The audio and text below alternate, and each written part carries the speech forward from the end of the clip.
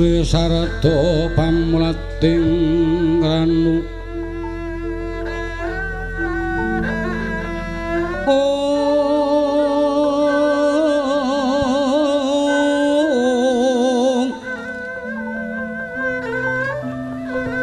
terus karasaning sun dening kanyut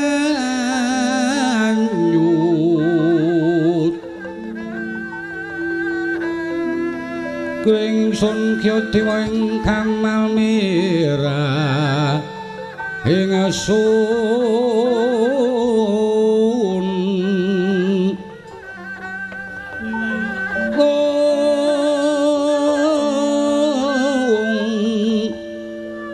Samira tu ing huni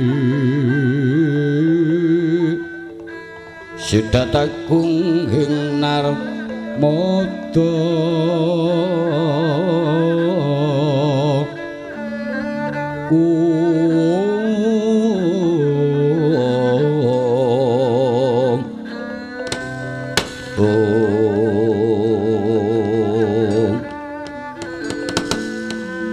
Jagat Bendoro sinuwun sasamunipun kondur kedaton kenging ngaturaken sungkem pangabekti sinuwun. Ya Yai Ratu Banowati tak tampa sungkem marang pun Kakang pangastutinipun Kakang Tampanono. Kula pundi wonten mestaka ndadosna jimat sinuwun. Ya. Paman Durna sungkem kula kunjuk. Nggih pangaturipun angger kados mangke widodara. Nggih menapa Paman? Ditumbuk jeluk mules kurang ajar ki ngaturno bekti marang pepundenmu nggih anak ratu kenter ya Rama kula ngaturaken sembah pangabekti wontenipun Kanjeng Rama iya putraku bocah bagus tak tampa pangastutiku Tampanono kula pundi wonten mestaka dadono jimat Rama ramane dhewe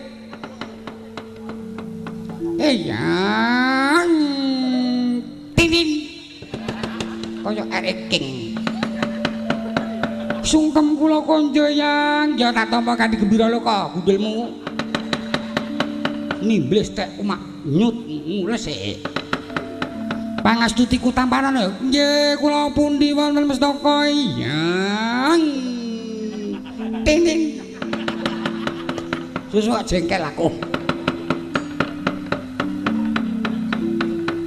anak ratu paling koclok sedunia ya iki ya wonten dawuh timbalan dalem tinu paduka ingkang sinuwun kundur kedaton apa kang dadi pamutrahe putramu Sarjug Semusta ora taake tumrap jarwanipun Kakang manduk marang kabeh para sepuh ora ana kang nyaguhi bakal molokramaki Sarjug Semukjaba mung pepundhenmu panjenengane Paman Durna wektu iki Sarjug Semuswa tentrem pamikire yen to Paman Durna bakal sagut ndhawuhake Sarjug Semua ana ing negara Sungging Wana mengkono Yai Ratu jagat Bendoro Sarjug Semua kula wonten maring dawuh Ibu kowe bakal didhawuhake kowe lah seneng benjang menapa Rama dina iki kowe tata-tata enggal dandan kang prayoga candinen apa kang dadi dawuh eyangmu Bapa Begawan Durna ya wis eyang ngono tok wae aja nganggo galur-galur terus pundi yang dandan sing apik mengko kono nggone wong ewuh sing temata lemu dandan ya nggih yang nyuwun pangestu kula badhe dandan ya dandan kula supaya apik ya wis kono mangkat dandan pejamban kula radi bagus dandanono aku iki monggo Ibu, apa? Nyuwun pamit badhe dandan supados bangus. Bagus. Iya nggih. Dan dandan sing panayoga bisa manhur marang calon garwamu. Nggih. Rama. Apa? Nyuwun pamit dandan. Yo. Yang apa? Kula dandan, ya kono dandan.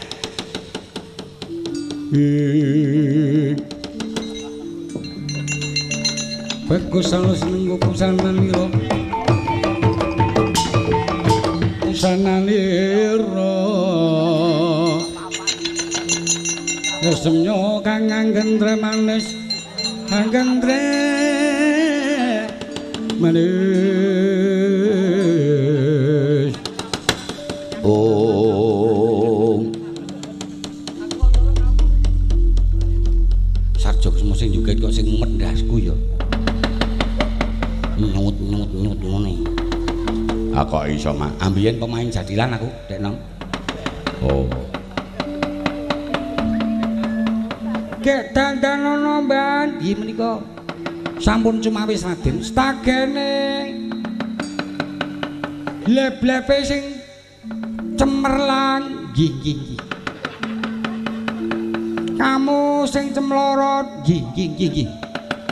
Kerise 5 tak nggone mubeng. Jare papat dienggo bareng. Lah kagem napa? Kok nek tekan kono njuk tingkep. lho urung apa-apa kok tingkep. Slope 3 setengah nggo gonta-ganti karo sandal jepit ya. Nggih. Karo kaos nek nang kono nggo bubuk. Nggih. Sing tulisane meni Dagadu ngono ki lho. Nggih Raden. Kacamata Dipun agem sakniki. Nggih monggo dipun agem. Lho kok peteng. Wo lah kleru kotang. Munyuk milih ke kotang kok sing ngendhok remak lho.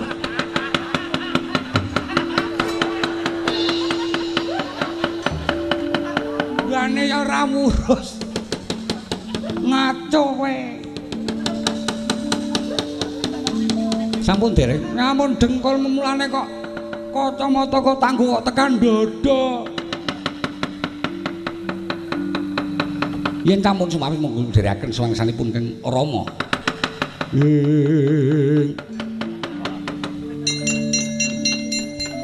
Sinowati jagat tukang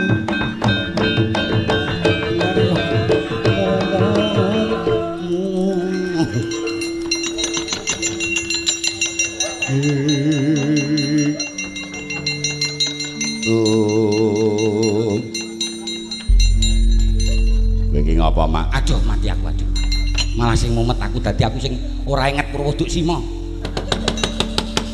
Nglecak kowe iki apa? Duk Sina kok Duk Sima. Sampun dandan Rama. Ya wis. Yen panjenengan wis dandan, monggo paman kula semanggaken paman uji panggih pribadi. Ndhawuhaken yoga kula sarjuksa. Wis tumata lemu dandan, Ger. Sampun. Ketingalipun sampun sedaya sampun tumata. Wis gak pamit karo ramamu. Rama nyuwun pamit badhe rabi. Yo. Ibu apa nggih? Badhe nyuwun pamit mugi-mugi ndang kagungan wayang nggih Bu nggih. Iya. Matur nuwun ya, Mbak. Nggih nggih Raden. Selayare kari. Moh kembenmu.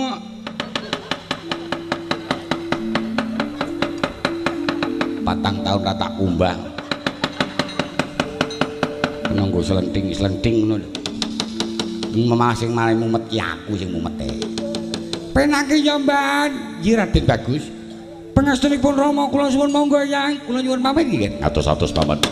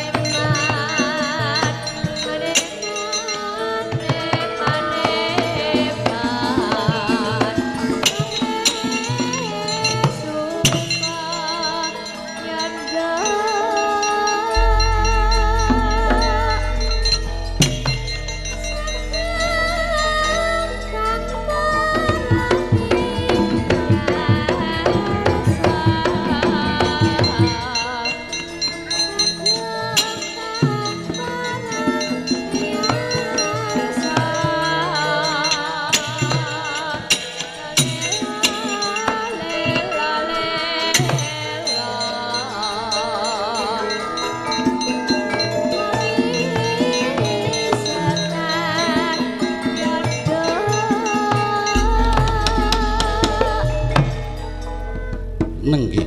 Kocapa kang karo sinambeting carita.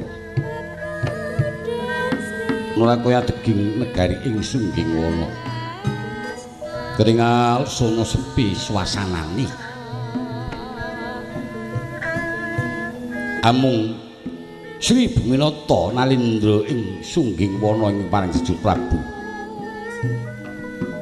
Candrawati hangadhep marang ingkang putra Dewi Candrawati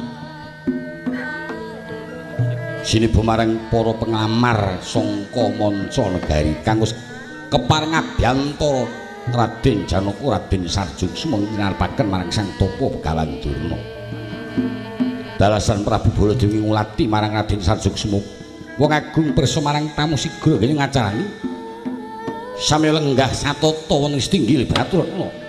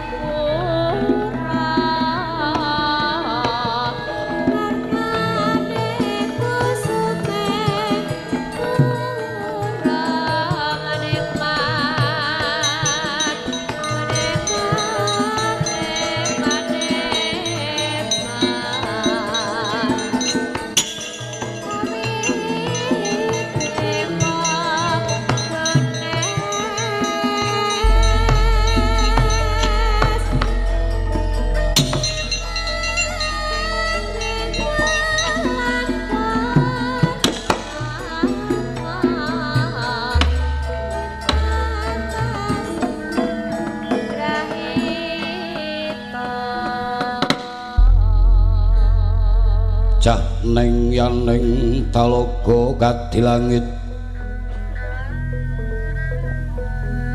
mambang tewas lan pamaneka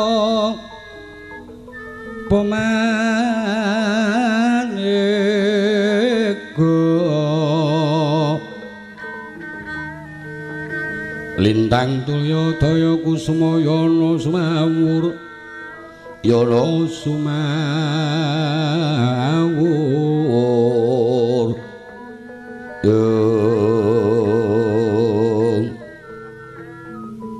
sawara sarating karadeka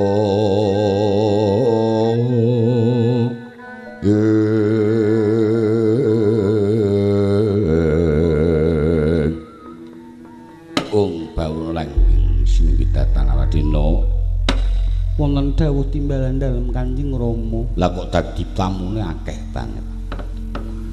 Iki padha duwe kersa apa? Kula trindang dipun wiji-wiji satru saking pundi?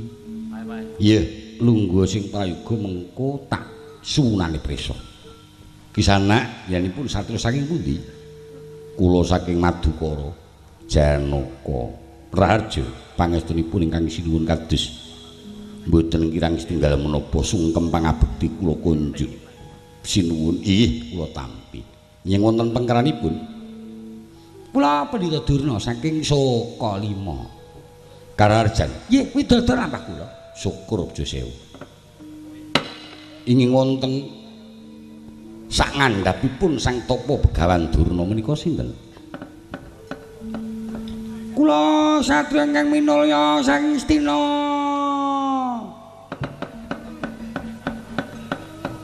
Putranipun Prabu Duryudana nami kula Sarjokisuma. Iki ana pengumuman apa ta iki?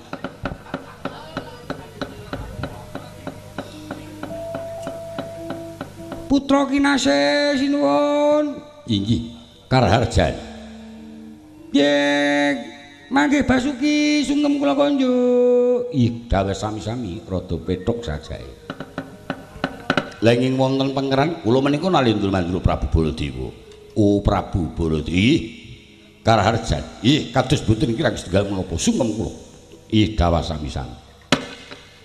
Kagungan kersa menapa kepareng kula kawedhar piyambak-piyambak kula badhe nglebeti sayembara miturut saking pawartoning kula tampi yen kula saged kiyat mondhong ingkang putra badhe dipun ladosi saklaminipun. Kula iki badhe mondhong Kang Putra sinuwun.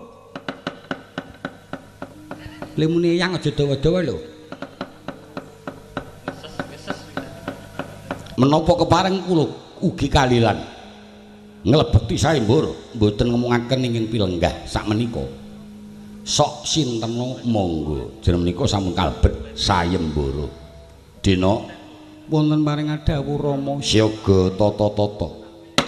Panjenenganipun Raden Janaka badhe ngersakaken junjung dhateng kula kok mondhong menika kawratan Raden. Junjung kemawon mboten perlu mondhong dhateng kula. Yen kiyat junjung anggen kula lenggah saklaminipun badhe kula ladosi. Sikra pala kang tumingal prangacampu kang samya medali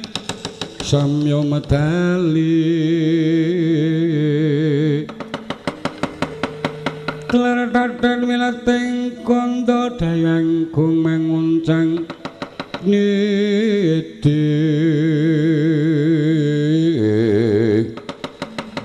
benjang sangat diladinyo medali wus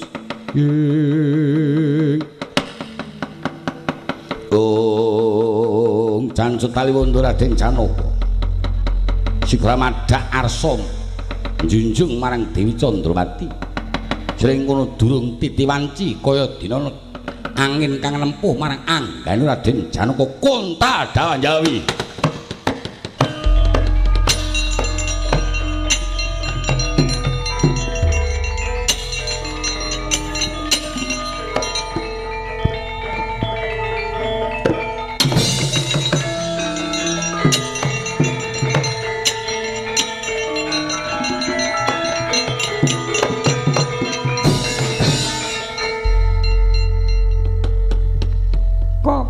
Janaka mboten kiyangge yang bodho.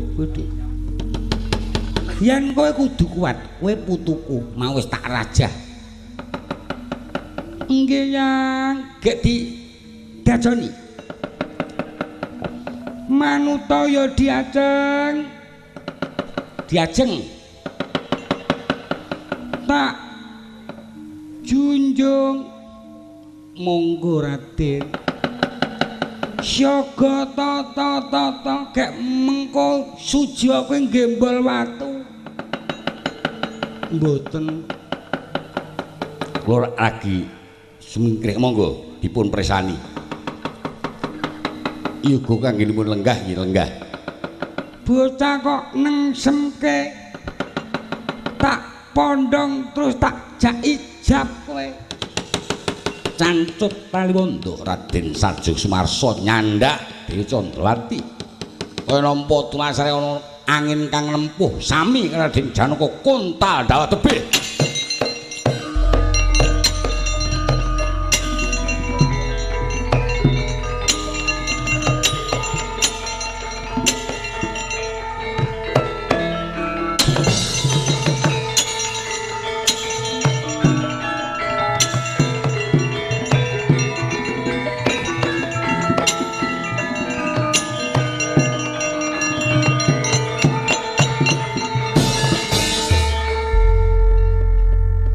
Paman badhe njunjung Mboten. pun monggo. Yen badhe ngersakaken njunjung monggo sampun. Timbang Baladewa geblak ngisini-sini. Entani njaba wae. Kula ingkang sowan sinuwun.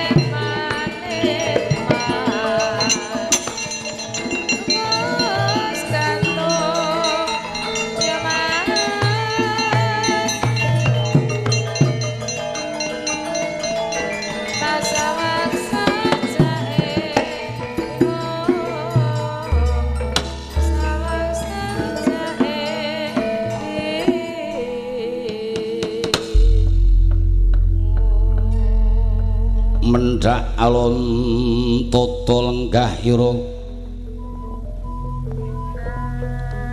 Gyanata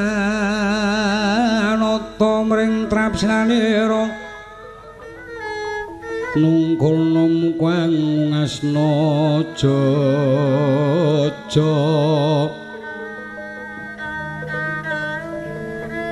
kung hang ujung nasta kalih pisantu bekti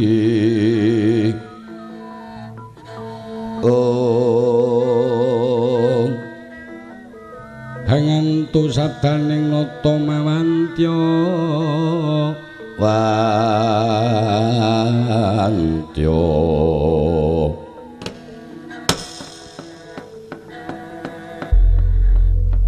wah nolo gareng pula Pak Ratune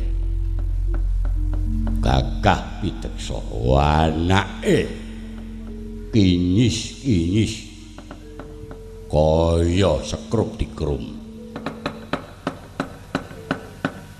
menawa kok padake sekrup liyane kae ana apa to mbuh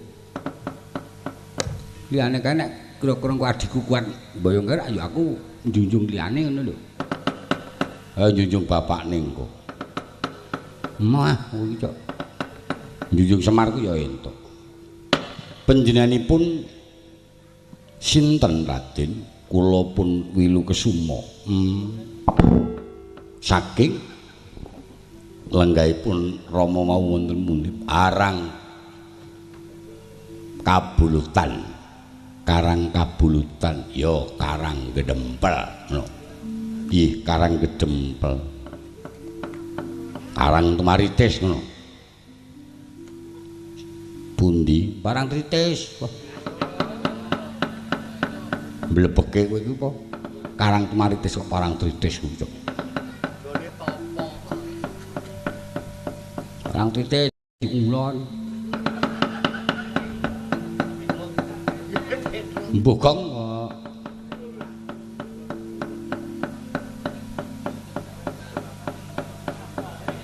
Depok ngono ya ning satra Depok kuwi cok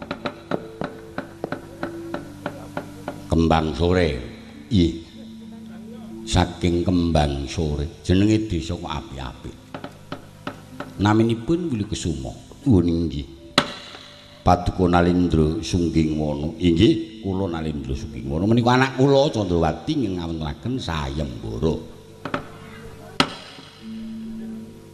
lah panjenenganipun putranipun sinten menika Rama lenggah wonten pengkeran kula kok beda bapakne kaya ngono kok putrane kaya ngono panjenenganipun putra ing nomor pinten kula Wragil niki anak kula bapakne Semar niki Semar niki Wilu Kesuma bin Semar nganggo bin kula putra pembayun saking bapak nami kula Gareng bin Semar kula Petruk nami kula nggih anakipun bapak Semar dados kula menika Petruk bin Semar bapak tak jenengi Atang saiki kula Bagong anakipun Binatang bapakne padake binatang Bagong iki cemplungna kali ngono ana bapakne kok padake binatang saiki sakniki ndang dirembuk niki anak kula lajeng nglebeti sayembara njunjung ingkang putra Dewi Cototwati Candrawati monggo nggih yen panjenengan badhe nglebeti sayembara mbok bilih kadang-kadang kula badhe ngrumini monggo Kang Mas Gareng nyelirani Ketoke wonge ora sepiro le. Lah ipun cobi.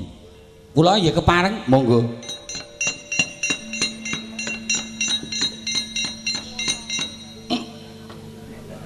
ora kuat. Aku ora kuat kok, Truk. Sekarang kowe ming mringkil kok ngono ya, coba nek aku. Kula kepareng niki. Nggih, monggo, monggo. Menawa kuat. Aduh. Ora kuat e, Gong. Ana, Gong. Kowe junjung ana, Gong.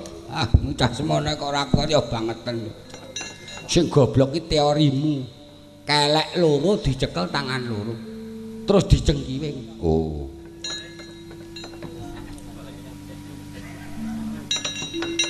Badhe napa? Junjung sampean ning ampun griseni lho.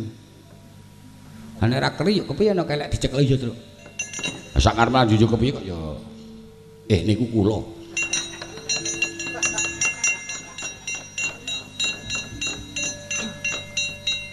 Sampeyan gegeden bokong dadi Mas. Sing tak otot-otot bokong sampeyan.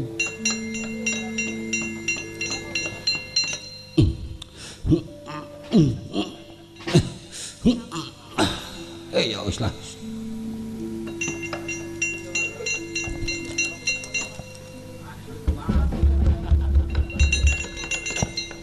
Kok mah ngusungi blarak, Bagong.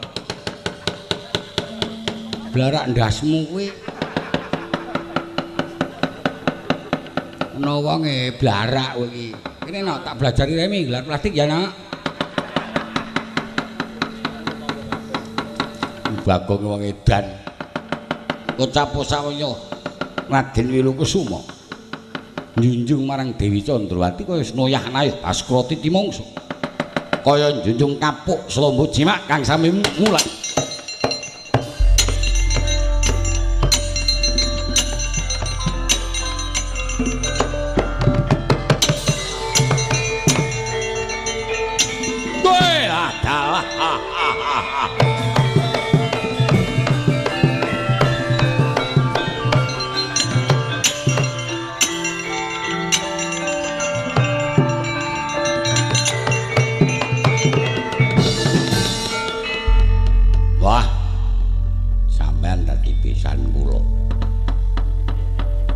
Inggih. Anak kula sampun kiat njunjung dhateng anak sampean. Sampun titi manci. Yen anak kula jejodohan kalih anak samang, nggih. Inggih. Mas kan. Mas. Inggih, Mas. Nah. Benjang anggenipun badhe peresmian kula badhe ngawontenaken kesenian. Monggo, monggo. Senian apa? Jadilan. Wah. Ringkih teman. Sing jenenge jadilan dikombor gelem. Badhe ngersakaken nenangga. Nggih, mangke jadilan kalih dinten. Ingkang sedalu mangke jedungang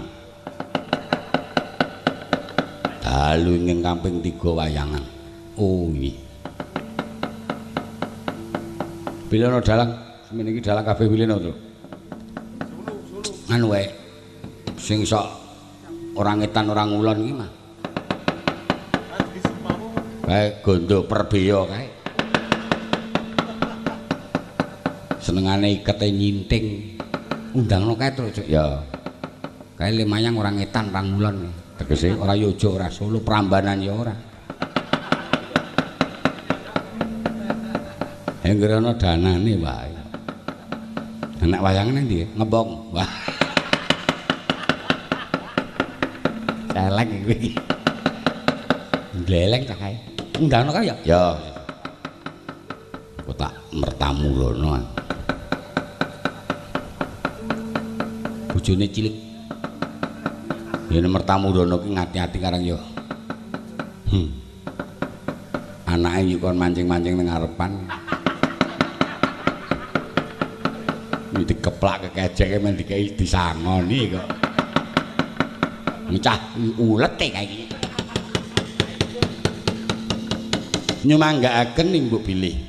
Menika mangke wonten tantrimahipun para penglamar ingkang rumaos cuwa penggalipun. Tanggel jawab. Wonten napa-napa kula tanggel jawab. Matur nuwun kula badhe manggi dhateng anak kula.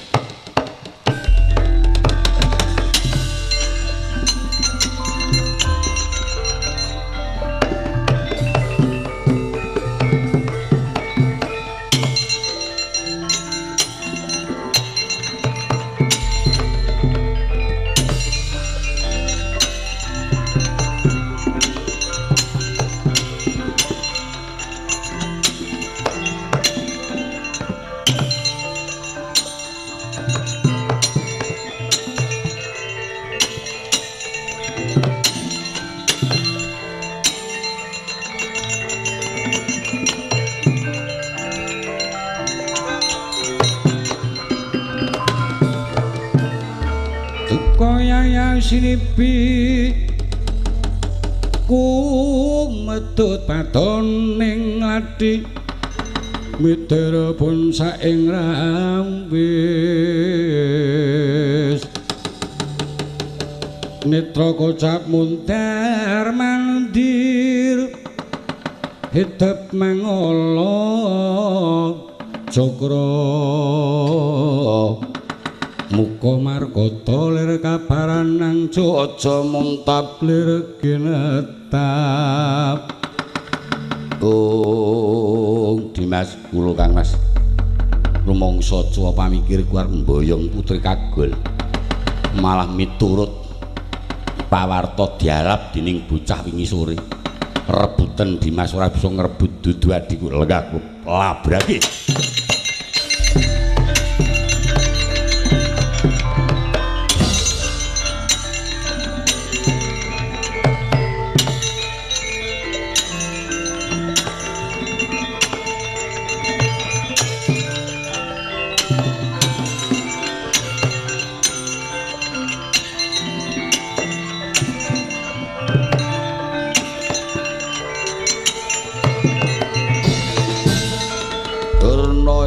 Panalinganira kumajaring latri cumetha wara-wara patine Sang Aswadama Sang Aswadama